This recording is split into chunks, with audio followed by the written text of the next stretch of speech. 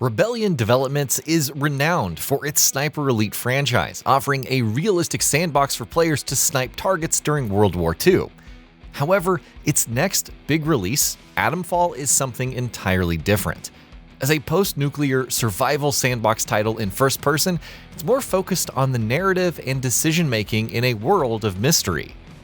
It's ambitious in many ways, but I came away impressed after spending some hands-on time.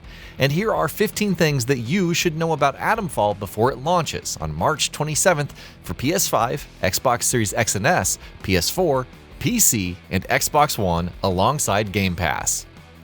Setting. Set in northern England 5 years after the Windscale fire of 1957, Atomfall is about you. But who you are is the big question. Awakening with no memories, you wander across the landscape trying to piece together what happened. What is the strange pillar of light emitting from the Windscale site? Who is the voice on the phone telling you to kill Oberon? How do you escape this quarantine zone? Well, it's up to you to solve these mysteries. When I saw movement, I thought it might be one of those awful feral goblins some people seem to have turned into. You don't look like a goblin, though, or an outlaw. So, just exactly who are you? Complete freedom of choice. Alternatively, don't. Answering a random call from a phone booth out in the wilderness, inspired by a similar incident that Rebellion CEO Jason Kingsley faced in the past, well, it's insane, but that's one of the cooler parts of Atomfall.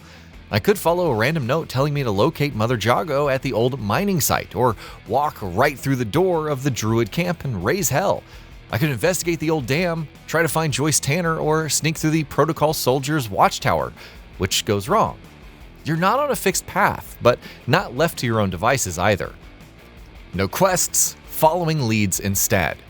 Rather than a traditional questing structure, Atomfall provides leads. Think of them as suggestions rather than instructions, with clues to investigate or watch out for. The lead to find Mother Jago led to another where she asked if I could retrieve her herbalism book from the Druids. But this isn't a fixed course, and I'm not on the clock. The same goes for finding Joyce. She provides the coordinates, but it's ultimately up to me to locate her bunker and decide whether to follow her leads. It's very engrossing, encouraging exploration while facilitating the non-linear storytelling that Rebellion is after. Locations. My playthrough started several hours into the game and offered a variety of locations. 2 were notable: the old mine where Mother Jago took refuge and the dam. Otherwise, there's no indication of anything else. I discovered the Druids camp purely by accident, or by murdering way too many Druids on the way, but in my defense, they started it. Some are discovered by walking around, like the random radio tower where I found Joyce's message and coordinates, or a helicopter crash site. Though the entire scale of the map is unknown, the locations felt naturally spaced out, like I was exploring the actual countryside, albeit with much more danger. Dialogue choices. Do you require the operator?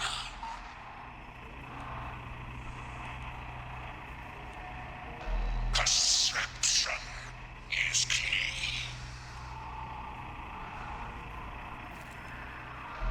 Listen to me. Fallout fans will be familiar with dialogue choices, especially those requiring skill checks and whatnot. Atomfall offers the same, but your responses also have helpful tags to indicate your nature. For example, when I met Billy Gorse, a traveling merchant who was clearly infected but not fully mutated, I could react with shock, saying his appearance bothered me. I could also go with indifference or wariness, leading to other choices, including impatience with all of the questioning. While the consequences of these choices weren't obvious, they made me consider my interactions all the more. This was especially so when speaking to Mother Jago, measuring the need to pry versus giving way too much information, or deciding whether I should convince Joyce to trust me. Kill everyone. Though the inner murder hobo didn't activate against the more amicable lot, I still found myself leaping into combat with the Druids, Outlaws, and Ferals dotting the landscape. You don't have a choice in many circumstances, though in many others, it's possible to back away before combat starts or scare enemies with a gun. However, Rebellion confirms that you can kill just about any enemy and NPC, or none at all. The choice once again is ultimately yours, but the consequences are a different story. Enemy types. I was admittedly skeptical about the kinds of enemies that Atomfall would present, but even among the human types, there's some strong variety. Outlaws usually had firearms and felt more armored, making it riskier to barge into fights. On the other hand, druids will rely on bows, arrows, knives, and even Molotov cocktails to kill you. I was also surprised to find mutated plants that spit poisonous projectiles when infiltrating the druids' camp. Then you have the ferals, mutated humans that will charge with abandon and can infect you with their hits. Other notable threats include the protocol soldiers, if you get on their bad side, the B.A.R.D robots, and even mutated rats attacking in swarms. Combat. Defending yourself is easy enough with various melee weapons like the trusty cricket bat and axe, each with their own unique properties. You can execute the standard combos or even throw weapons, which is ideal when carrying hatchets and knives. Firearms like rifles, shotguns, revolvers, and handguns are also available, though the scarce amount of ammo meant considering which ones I should have at the ready.